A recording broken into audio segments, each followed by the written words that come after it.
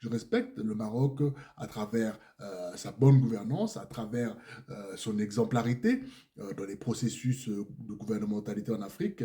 La résolution marocaine n'est pas isolée, disais-je, parce qu'elle s'inscrit dans un concert plus vaste où des puissances ont fait entendre le même accord. La Ligue arabe a considéré que cette reconnaissance était une sémence de troubles et un péril manifeste pour la sûreté régionale.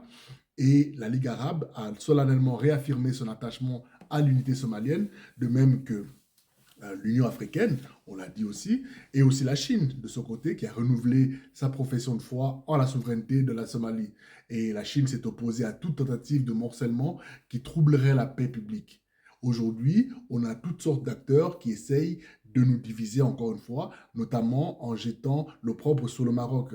Cette affaire doit être pesée dans la balance commune des nations. Le Conseil de sécurité des Nations Unies a convoqué, comme de raison, une session extraordinaire pour examiner les conséquences d'une telle innovation sur la stabilité de la Corne de l'Afrique.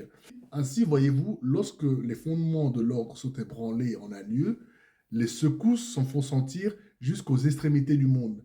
Et il appartient aux États prudents de se lever non pas pour la conquête, comme le fait par exemple l'entité sioniste au motif de sa sécurité, mais afin de préserver ou de conserver ce qui fait subsister les peuples, la stabilité, la bonne entente. Et maintenant, je vous dis à vous les sionistes, il est temps de mettre à bas les masques.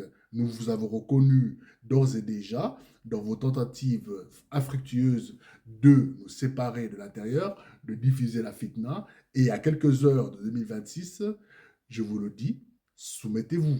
Soumettez-vous ou il vous en cuira.